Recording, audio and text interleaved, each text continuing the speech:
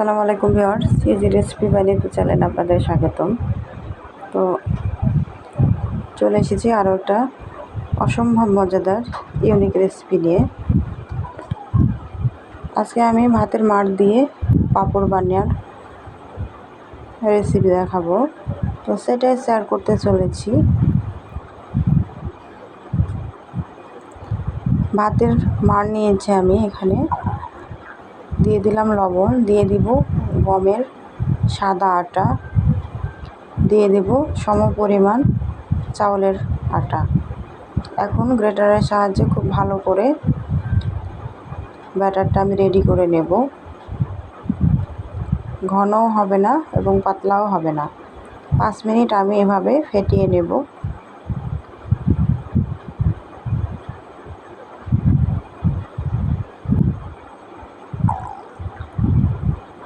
এ পর্যায়ে আমি দিয়ে দেব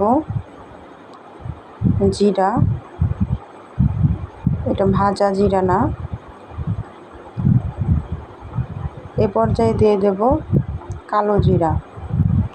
এখন এই যে বয়ামের মুখা নিয়েছি, প্রত্যেকটা বাসা বাড়িতে কিন্তু অ্যাভেলেবল থাকে। তো মুখার মধ্যে অল্প পরিমাণে তেল মাখিয়ে নেব আঙ্গুলের সাহায্যে। আপনারা এখানে ব্রাশও ব্যবহার করতে পারেন। সবগুলো মুখায় আমি ভালো করে তেল মাখিয়ে নিয়েছি। এখন অল্প পরিমাণে আমি এই যে ব্যাটারটা দিয়ে দেব।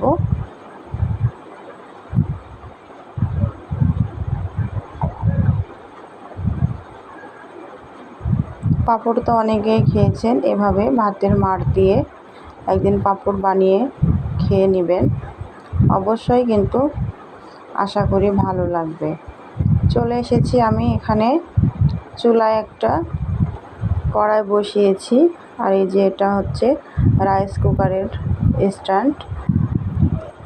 তো মুখাগুলো মধ্যে যে ব্যাটারটা দিয়েছি, ব্যাটারটা দিয়ে আমি ভাবে সেদ্ধ করব 1 থেকে 1.5 মিনিট। 1 থেকে 1.5 মিনিট আমি সেদ্ধ করে নিয়েছি। আলহামদুলিল্লাহ অনেক সুন্দর হয়েছে। তেল না দিলে কিন্তু মুখার মধ্যে লেগে যেত। এই যে একই নিয়মে কিন্তু আমি সবগুলা পাঁপড় তৈরি করে নিয়েছি। এখন রোদে শুকানোর পালা। এটা আমি সকাল 8টায় রোদে শুকাতে দিয়েছিলাম।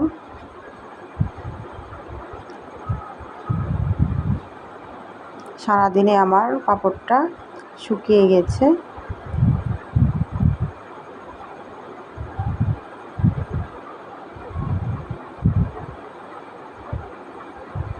এ পর্যায়ে আমি ভেজে দেখাবো। তেলটা গরম হয়ে আসলে পাঁপড়ের এক পাশটা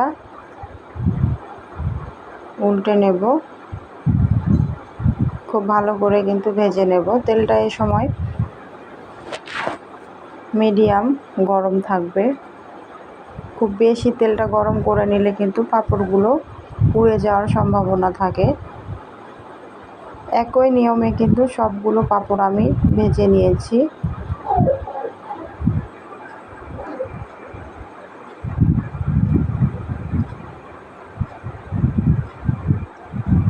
তো আজকের এই আমার মাড়ের পাঁপড় রেসিপি কেমন লেগেছে অবশ্যই কিন্তু আমাকে কমেন্ট বক্সে জানাবেন। সকলে সুস্থ থাকবেন, ভালো থাকবেন, সকলের সুস্থতা কামনা করছি। আর আমার জন্য দোয়া করবেন, আমি যেন আপনাদের মাঝে খুব সুন্দর সুন্দর মজার মজার ভিডিও নিয়ে আসতে পারি।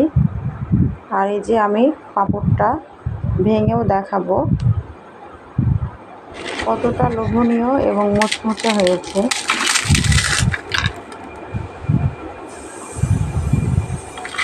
অল্পতেই কিন্তু ভেঙে গেছে, মাশাআল্লাহ।